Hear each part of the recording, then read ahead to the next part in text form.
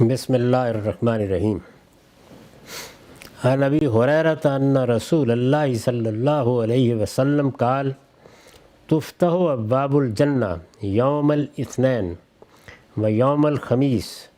فیغفر لکل عبد لا یشرک باللہ شیئا الا رجل کانت بینہ و بین اخیہ شحناء فیقال انظروا ہذین حتی یصطلحا۔ یہ مسلم کی روایت ہے، رقم 4658۔ ابو ہریرہ رضی اللہ عنہ روایت کرتے ہیں کہ رسول اللہ صلی اللہ علیہ وسلم نے فرمایا، پیر اور جمعرات کے دن جنت کے دروازے کھول دیے جاتے ہیں، پھر ہر اس شخص کو بخش دیا جاتا ہے جو اللہ کے ساتھ کسی کو شریک نہ ٹھہراتا ہو، اس شخص کے سوا جس کے اور اس کے بھائی کے درمیان عداوت ہو۔ ان کے بارے میں کہا جاتا ہے کہ ان دونوں کو اس وقت تک مہلت دو جب تک یہ آپس میں صلح کے لیے راضی نہ ہو جائیں۔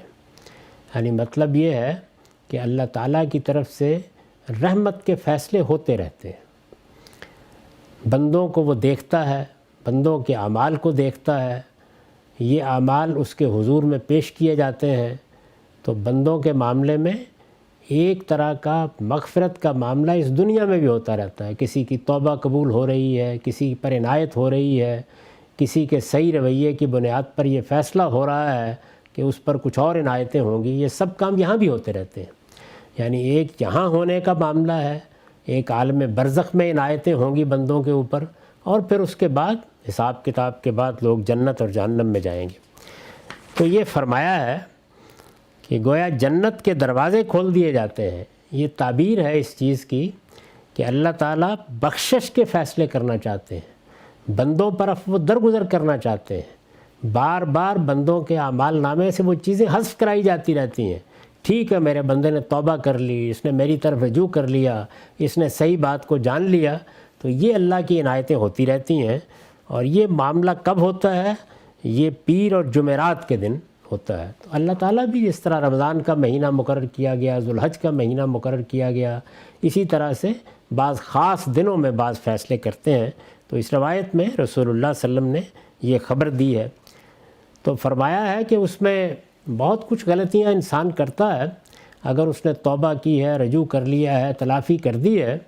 تو اس کے نامہ اعمال سے وہ ختم ہوتی رہتی ہیں اور بخشش کا پروانہ گویا اس کو ملتا رہتا ہے۔ ہاں، البتہ یہ ضروری ہے کہ وہ شریک نہ ٹھہراتا ہو کسی کو،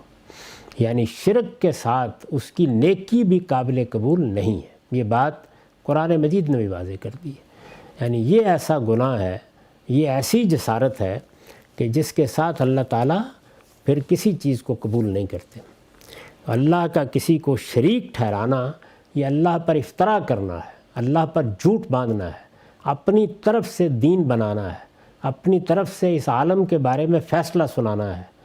تو خلق میں شریک ٹھہرائیں گے یا امر میں شریک ٹھہرائیں گے کسی بھی لحاظ سے، چنانچہ بہت متنبہ رہنا چاہیے۔ اس روایت میں جو بات بیان ہوئی ہے، بیان ہی یہی قرآن میں بیان ہوئی ہے کہ اللہ تعالیٰ ہر گناہ کو اپنے قانون کے مطابق اس لیے کہ کسی میں تلافی ضروری، کسی میں کفارہ ضروری، کسی کے لیے توبہ ضروری، اور بہت سے گناہ ہیں جو محض نیکیوں کی وجہ سے، یعنی آدمی نے کچھ غلطیاں کی تھیں لیکن پھر نیکی کا رویہ اختیار کیا، تو اللہ تعالیٰ نے قرآن مجید میں بتایا ہے کہ ان الحسنات یذہبن السیئات، یعنی نیکیاں برائیوں کی جگہ لے لیتی ہیں، اللہ تعالیٰ معاف کرتے رہتے ہیں۔ یہ معاف کرنے کا عمل ہے جس کی ایک تصویر ہمارے سامنے اللہ کے پیغمبر نے لا کر دکھائی ہے۔ لیکن یہ بتایا کہ اگر کسی شخص کے اور اس کے بھائی کے مابین عداوت ہے، یعنی مسلمانوں کے معاشرے کے بارے میں جو تعلیم دی گئی ہے وہ یہ ہے کہ عداوت، دشمنی، حسد، کینہ یہ نہیں رکھنا۔ غلطی ہو سکتی ہے، کسی کے ساتھ کوئی لڑائی بھی ہو سکتی ہے، لیکن اپنی طرف سے تعلقات کا انقطاع کسی حال میں بھی قبول نہیں ہے اس شخص کے سوا جس کے اور اس کے بھائی کے درمیان عداوت ہو۔ یعنی جب پیر اور جمعرات کو اللہ بخشش کے فیصلے کرتے ہیں تو یہ دیکھا جاتا ہے کہ اس نے کسی کے ساتھ کوئی انتقام کا رویہ تو نہیں اختیار کر رکھا، ناراض ہو کے تو نہیں بیٹھا ہوا، اس نے سلام دعا تو ترک نہیں کی ہوئی، قطع تعلق تو نہیں کیا ہوا، دوستی میں، محبت میں، بھائی چارے میں، اسی طرح رشتوں میں یہ بہت بڑی ہدایت ہے جو اللہ کے پیغمبر نے دی۔ تو فرمایا کہ اگر ایسا کوئی شخص ہو، ان کے بارے میں کہا جاتا ہے کہ ان دونوں کو اس وقت تک مہلت دو، یعنی بخشش کا فیصلہ یا ان کے نامہ اعمال میں نیکی درج کرنے کا فیصلہ اس وقت تک نہیں ہوگا، معافی کے ذیل میں، اللہ کی مغفرت کے ذیل میں جو نیکیاں ملتی ہیں وہ اس وقت تک نہیں ہوگا جب تک یہ آپس میں صلح کے لیے راضی نہ ہو جائے۔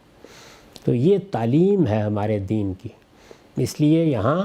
حسد، کینہ، بغض، انتقام، مستقل ترک تعلقات، قطع رحمی، اس کی کوئی گنجائش نہیں ہے۔ آپ اپنے تعلقات میں کتنی گرم جوشی رکھیں، یہ تو ہو سکتا ہے کہ حالات کے لحاظ سے ہو، یعنی کسی سے میرا تعلق بہت گہری دوستی کا ہو سکتا ہے، بہت تعلق کا ہو سکتا ہے، میں اس کی صحبت میں بیٹھنا پسند کرتا ہوں، کسی کے ساتھ اعزاء ہوں، اقربا ہوں، آپ کے دوست ہوں، احباب ہوں، شاگرد ہوں، اساتذہ ہوں، تو تعلقات مختلف درجات میں تو ہو سکتے ہیں، لیکن لڑ کے بیٹھ جانا، منہ بنا کے بیٹھ جانا، ناراض ہو کے بیٹھ جانا، اس کو اللہ کے دین میں پسند نہیں کیا گیا۔ مسلمانوں کی معاشرت میں یہ بتا دیا گیا ہے کہ اللہ تعالیٰ یہی چاہتے ہیں کہ آپ فوراً تعلقات بحال کریں، کیونکہ تعلقات اگر بحال نہیں ہیں تو اس کا مطلب ہے کہ معاشرت میں دراڑ آ گئی، اس کا حسن خراب ہو رہا ہے، باہمی طور پر دلوں میں ایک خاص طرح کا حقد، کینہ اور بغض پیدا ہونے کے امکانات ہو گئے ہیں۔ تو اس چیز کو صاف رکھنے کے لیے ضروری ہے کہ تعلقات بحال رکھے جائیں۔ اپنی طرف سے آگے بڑھ کر اس مضمون کی کچھ اور روایتیں بھی آئیں گی جن سے اندازہ ہو جائے گا کہ اللہ تعالیٰ کس حد تک اس معاملے میں سختی برت رہے ہیں، کیا چاہتے ہیں۔ یہی دونوں دن ہیں جن کے بارے میں بعض روایتوں سے ہمیں معلوم ہوتا ہے کہ رسول اللہ صلی اللہ علیہ وسلم ان کا روزہ بھی رکھتے تھے، اور اس روزے میں ایک تو یہ کہا کہ پیر کا روزہ اس لیے رکھتا ہوں کہ اس دن میری پیدائش ہوئی، اور ایک اور موقع پر کہا کہ میں چاہتا ہوں کہ جب میرے اعمال پیش کیے جائیں تو میں روزے کی حالت میں ہوں، یعنی چونکہ پیر اور جمعرات کو اللہ کی بارگاہ میں اعمال پیش ہوتے ہیں اور اس موقع پر بخشش کے فیصلوں کی توقع ہوتی ہے، تو یہ ارشاد ہوا۔ یہ روایت مسند احمد میں ہے، رقم 21,207۔ تو اس طرح گویا مسلمانوں کو ان کی معاشرت کو حسن پر قائم رکھنے کے لیے، ایک دوسرے سے تعلقات کی خوبی کو قائم رکھنے کے لیے اللہ تعالیٰ یہ چاہتے ہیں۔ تعلقات کے درجات انسان اپنے شوق کے لحاظ سے، اپنی طبیعت کے لحاظ سے، اپنے ذوق کے لحاظ سے متعین کرتا ہے۔ یہ تقاضا تو دین میں نہیں کیا گیا کہ ہر شخص سے ایک طرح کے تعلقات ہوں، لیکن تعلقات جب قائم ہو جائیں اور ان کی ایک سطح ہو تو پھر اس کو بحال رکھنا چاہیے، اس کے لیے قربانی دینی چاہیے، اس کے لیے ایثار کرنا چاہیے۔ آگے معلوم ہوگا کہ رسول اللہ صلی اللہ علیہ وسلم نے اس میں ہر شخص کو کیا ہدایت کی ہے کہ اگر کہیں کوئی اس طرح کی ناراضی کی نوبت آ جائے تو کیا کرنا چاہیے ہر ایک کو، یعنی تعلق توڑ کے بیٹھ جانا چاہیے، قطع رحمی کر لینی چاہیے۔ ہم بارہا یہ دیکھتے ہیں کہ شادی میں، بیاہ میں، باہمی تعلقات میں، ملنے جلنے میں، خاص طور پر خواتین میں اس طرح کی چیزیں بالکل گرہ کی طرح بن جاتی ہیں۔ اس سے اللہ کی پناہ مانگنی چاہیے اور یہ کوشش کرنی چاہیے کہ اپنے قریبی حلقے میں، اپنے دوستوں میں، اپنے اعزاء میں، اپنے اقربا میں، اساتذہ ہوں، شاگرد ہوں، سب میں تعلقات کی ایک سطح ضرور برقرار رکھی جائے، الیک سلیک ہو، محبت سے ملنا ہو، کسی کے کام آنے کے لیے آدمی تیار ہو۔ باقی بے تکلفی کے درجات الگ الگ ہو سکتے ہیں، ان کا پابند نہیں کیا گیا۔ وآخر دعوانا الحمدللہ رب العالمین۔